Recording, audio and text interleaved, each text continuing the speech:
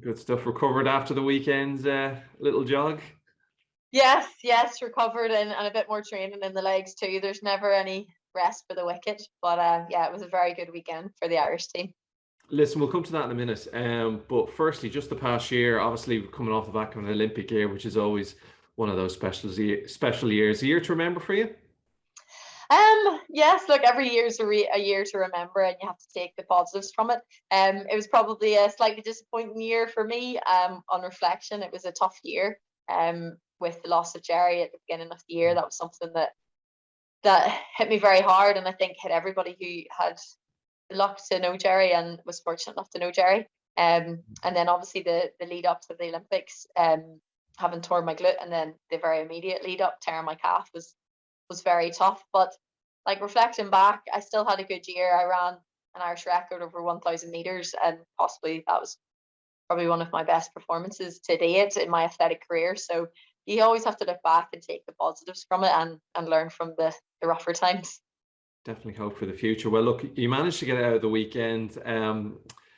It was great to see the cross countries given such attention and focus on the weekend. It was on from 9 a.m. in the morning. My mum was up watching it, of all things. But listen, firstly, the team event didn't go quite to plan, but still a very highly commended fourth place. It's just a bit of a killer fourth place, always is.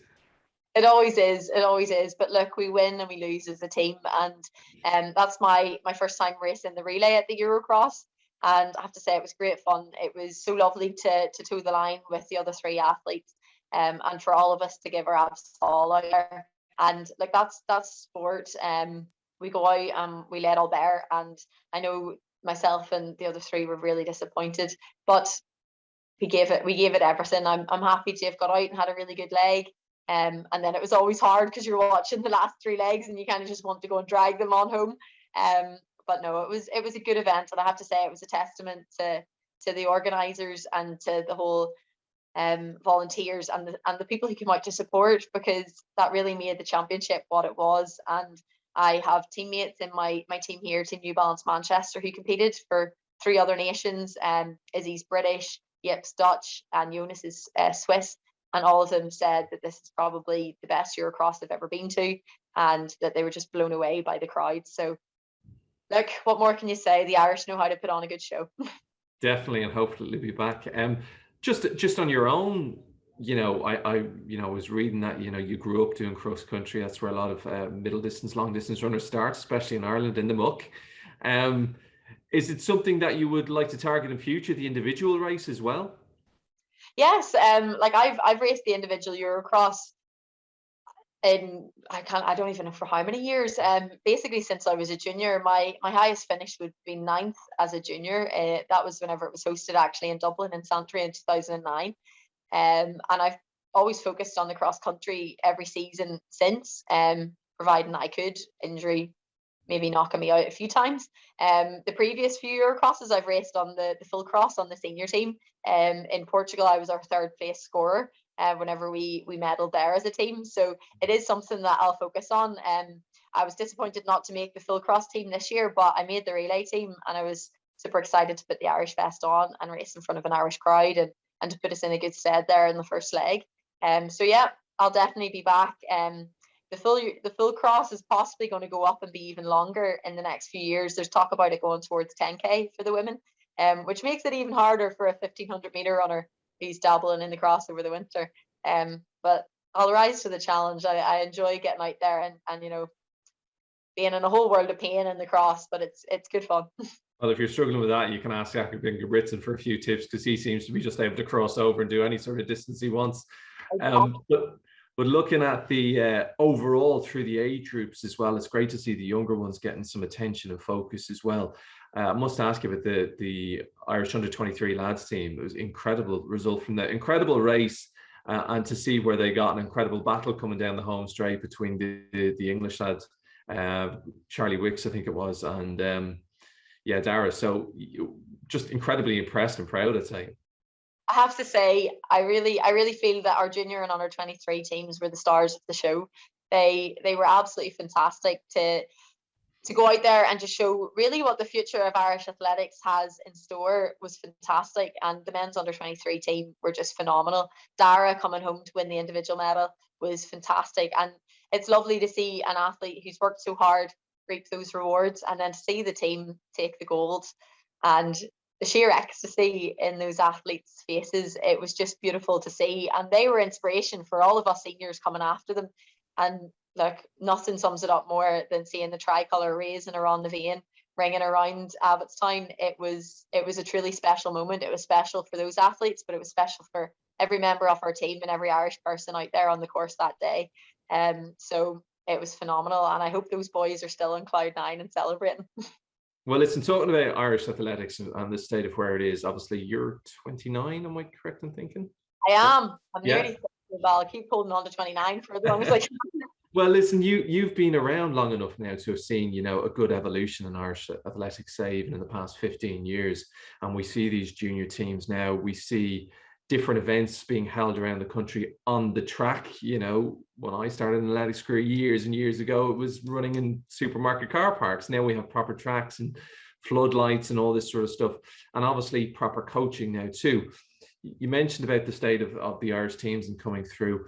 What do you think the future is for Irish athletics overall, from everywhere, from sprinting through middle distance to long distance, as we head towards the next Olympics and the Olympics afterwards in LA? Is this something now we're really going to see athletes pushing through, winning medals at different events? Yeah, look, I think our future is bright, and it's a very tough question. I could go and talk for a long time about Irish athletics and where I hope it goes in the future. But really, I think that we're going from strength to strength. You look at the Eurocross this weekend, that's a perfect example of our middle and long distance athletes out racing. And that's a really good prospect. But like even our Olympic team this year, we probably had more athletes than we've had before. So that's a testament. We've got relay teams coming through. You look at our young sprinters coming through, and we're having so much diversity there. And the athletes are really performing well. So I think that we have a really bright future in sprints. It's probably an area where we weren't as strong as an Irish nation. We've always been strong over the middle distance and the long distance. You look at Sonia in the past, you look at John Tracy. We could name so many of our world-class Irish middle distance and long distance athletes. And I think sprints is something to really watch out for over the next few years. We've got fantastic athletes coming through, and still fantastic athletes keeping that strength there in our middle and long distance running. So I think it's very bright, and I obviously want to see it keep improving. Irish Athletics is setting up an athlete commission, which I think is a fantastic initiative. We haven't had one before. So now us older athletes can hopefully help put our experience back into our sport and help shape and improve the situation for athletes coming behind us, because that's really what we want. We want every year to have a better system, a better pathway for the athletes to continue to improve. And I think it's something that Athletics Ireland as a whole are really working towards. So I'm excited to see what the future brings, and all of these young athletes coming through are fantastic. It's really great to see. It makes me feel very old. Now coming at 30 and probably like in my over 10 years of running for the country. It's great to see, and I think we have a very bright future. It's grand. You're only in your prime. Don't get worried yet, right? Listen, 2022, what does that hold for you? 2022 is a very busy year in the world of athletics. We have World Indoors in March. So that'll be a focus for many Irish athletes. The championships are in Belgrade, which means they're fairly close. So hopefully we'll have a decent team try to focus on them. World Indoors is always very tough. Selections are tough, and it's even tougher to make finals than any other event, really, because there's so few and the track is so short. Then the summer is going to be a very packed summer season. There's 3 major champs. I'm from the north, so obviously I get to compete for Northern Ireland in the Commonwealth Games. So there's the World Championships in Oregon, Commonwealth Games in Birmingham, and the European Champs are in Munich, all in the space of 6 to 8 weeks in the summer months. So that is a very busy summer season ahead. So it'll give people plenty to watch on the television. We'll get your mummy to tell them. Listen, have you got to prioritize one over the other? Because obviously it's about kind of getting your conditioning right, your training, and trying to peak at the right times, which are 3 separate competitions is extremely hard. Exactly. That's exactly what we're going to have to do, because especially over the middle and longer distance events, it's very hard to peak for a 6 to 8 week period. You're not going to be on your best for that whole period. So it's certainly something that I'm going to sit down and chat with my coach about. I have a fantastic agent in Ricky Sims. He's a great sounding board, so he'll help me, another Irishman as well. And as well chat to the governing bodies. So being a Commonwealth year, Athletics Northern Ireland, we'll have an input and chat to Athletics Ireland and really make a plan for the summer that puts me in the best place to bring home some medals. So I haven't set anything in stone yet. I'll be making that decision closer to the time, but it's certainly a conversation that's going to be happening throughout, to put me in that best place. And I'd say that's going to be the case for many athletes. Yeah, it should be a great year. And then obviously a little bit of long term looking ahead, I suppose Paris has to be kind of creeping up on the radar, because it's not 4 years away. It's, obviously pretty soon. It'll come around pretty quick. Yes, it's less than 3 years away now. A very unusual time to be competing as an athlete, with regards to the Olympics having been postponed, and now we have such a short Olympic cycle. So yeah, that is the focus. My head's firmly set on Paris and really getting ready for that in 3 years' time. After the last Olympics, I kind of processed that, and then now I'm really full force ahead and aiming for Paris. And I think that'll be fantastic, because it'll be, hopefully at that stage, we'll be allowed a crowd in the stadium close enough that we'll get a good few Irish people over there, and that'll be my third Olympic Games and something that I'm really aiming for. Great stuff. Yeah, it was very strange in Tokyo, all right. But anyway, yeah. Listen, it was great to chat to you. Hopefully we can chat to you during the year at some stage and catch up and see how everything's going over the different various competitions and stuff. But wish you the best of Christmas, and thanks for all the memories from last year. And I just want to take the opportunity to encourage all of your listeners and your watchers to get out and take part in the Goal Mile this Christmas. I'd say many of them know it's a well-established Christmas tradition across the island of Ireland. And it's a fantastic opportunity to get out and to raise some money for a fantastic charity that really helps kind of less well-off communities the world around. Get out and sign up to your local Goal Mile. You can check that out on goalglobal.org. I'll make sure I'm saying the right one. A mile is only 2,000 steps. So we can all get out and step up together this winter and help raise money for this fantastic cause. I'm personally hosting one in Portaferry, so anybody that's on Boxing Day, or St. Stephen's Day, as you say down south.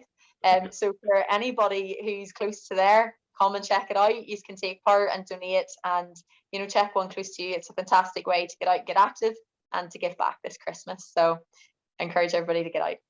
Great stuff. Thanks for that, Ciara. Listen, we'll chat to you soon. All the best. Happy Christmas. You too. Take care.